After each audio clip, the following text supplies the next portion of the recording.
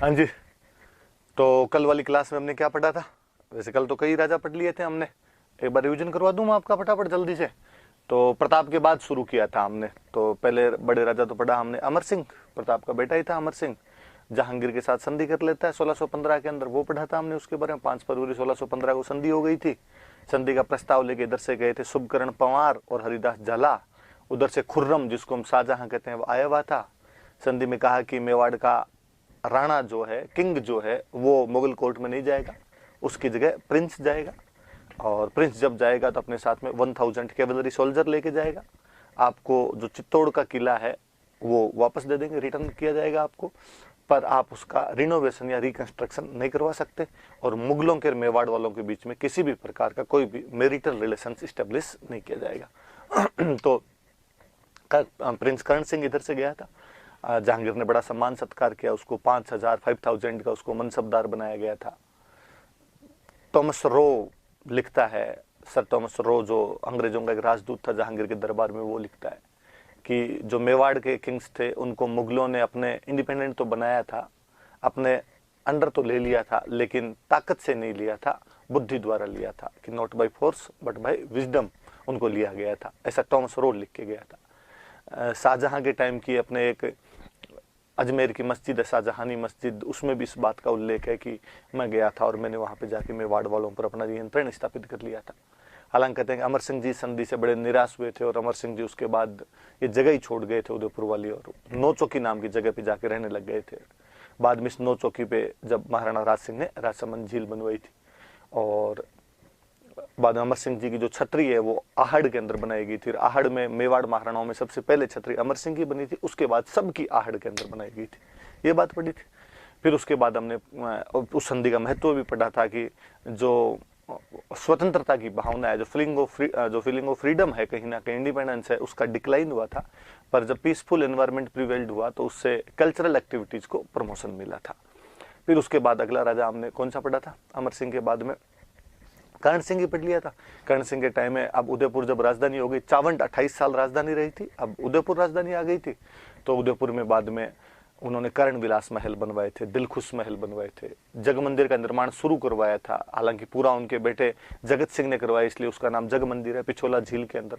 पर कहते हैं खुर्रम जब 1622 में अपने पिता के खिलाफ विद्रोह करता है, रिवोल्ट करता है, तो वो यहाँ पे कुछ दिन तक रुक के गया था, यहीं से उसको ताजमहल की प्रेरणा मिली थी।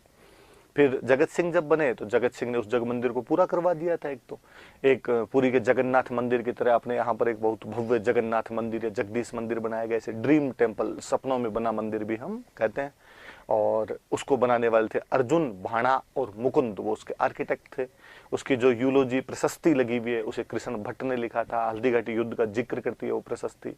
उनकी जो दहाई माँ थे उनका नाम नोजूबाई था, उनके लिए भी उन्होंने एक मंदिर बनवा दिया था, नोजूबाई का मंदिर कहा जाता है। डोनर आदमी था, अपने दानवीरता के लिए बड़ा प्रसिद्ध हुआ था। जैसे जो जगत सिंह थे वो अपनी दानवीरता के लिए बड़े प्रसिद्ध हुए थे। फिर हमने राज सिंह जी पढ़ लिए थे। राज सिंह जी ने चित्तौड़ के किले की मरम्मत शुरू करवा दी, एक प्रकार से शाहजहां के खिलाफ आक्रामक नीति अपना ली। हालांकि शाहजहां ने सादुल्ला खान को भेज के वो मरम्मत वापस तुड़वा दी थी। पर जब उत्तराधिकार संघर्ष हुआ था, सक्सेशन बैटल चल रहा था, तो जहां ज्यादातर हिंदू राजा दारा सिकों के पक्ष में लड़े थे, वहीं राज सिंह का इनडायरेक्टली सपोर्ट यदि किसी की तरफ था तो औरंगजेब था। पर उसने उस मौके का पूरा फायदा उठाया, और जब वो भाई भाई आपस में लड़ रहे थे तब उसने जो शाही मुल्क थे, जो रॉयल टेरिटरी थी, जो मुगलों की टेरिटरी थी, उसके कई भाग छीन लिए थे। वो जो घटनाक्रम हुआ था उसका एक अलग से हम नाम देते टिक्का दौड़। इंग्लिश में भी आप टिक्का दौड़ लिखना बोले, क्योंकि अलग से वैसी कोई उसके लिए टर्मिनोलॉजी बनी नहीं।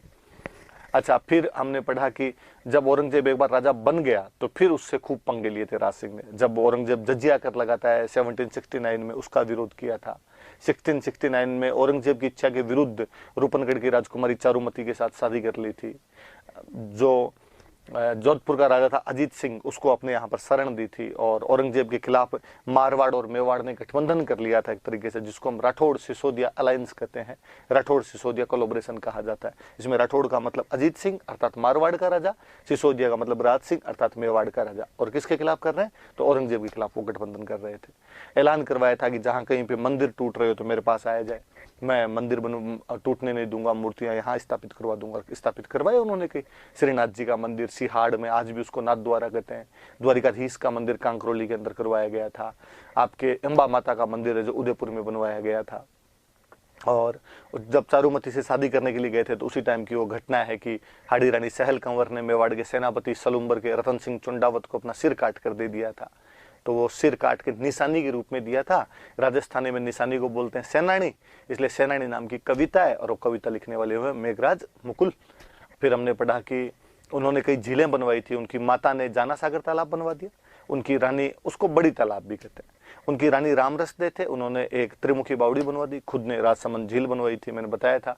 कुछ लोग कहते हैं कि वो जैसलमेर शादी करने के लिए जा रहे थे, गोमती नदी का पानी रुक नहीं रहा था, इसलिए उन्होंने बाद में बांध बनवा के गोमती का पानी रोका था।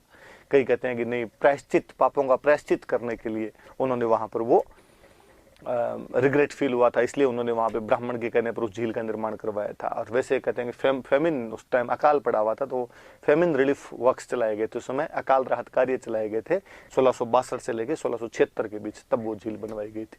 25 बड़ी बड़ी शिलाओं पर उसकी प्रशस्ति लिखी हुई है, 25 भाटों पर उसका रॉक एडिक्ट है। वो संस्कृत भाषा का सबसे बड़ा शिलालेख है। इसमें बापा रावल से लेके राज सिंह तक सब राजाओं का वर्णन है। मुगल मेवाड़ संधि की बातें हैं, प्रताप के भाई शक्ति सिंह की बातें हैं।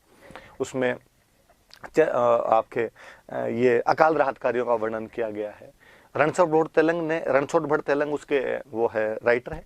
उन्होंने एक तो ये राज प्रशस्ति लिखी, एक बुक और लिखी उन्होंने, अमर काव्य वंशावली। हम आज पढ़ेंगे। अमर सिंह सेकंड एक राजा हुए थे, उनके राज तिलक के बारे में उसमें बातें दी हुई। फिर उसमें एक किशोर दास थे जिन्होंने बुक लिखी थी राज प्रकाश। एक सदाशिव भट्ट हुए थे जिन्होंने बुक लिखी थी राज रत्नाकर। एक कवि मान हुए थे जिन्होंने बुक लिखी थी राज विलास। एक आपके गिरधर आसिया हुए थे जिन्होंने बुक लिखी थी सगत रसो। तो कई सारी किताबों के बारे में कल मैंने आपको चीजें बताई थी। मैं कल लास्ट में जाते हम राज सिंह की उपाधियां नहीं बताई थी, तो थोड़ी सी राज सिंह की उपाधियां और बता देता हूँ, वो भी थोड़ी याद रख लेना, फिर अगला राजा पढ़ लेंगे अपने। 2 उपाधियां मिलती है अपने को राज सिंह की। एक उपाधि उनकी विजय कटकातु,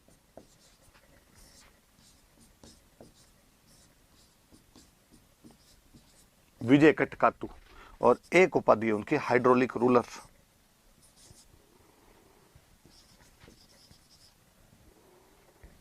क्या हो जाएगी, मैं लिख देता हूं पहले तो। अच्छा, पूरा ही मिट जाता है कैसे। एक तो है विजय कटकातु और दूसरी है हाइड्रोलिक रूलर।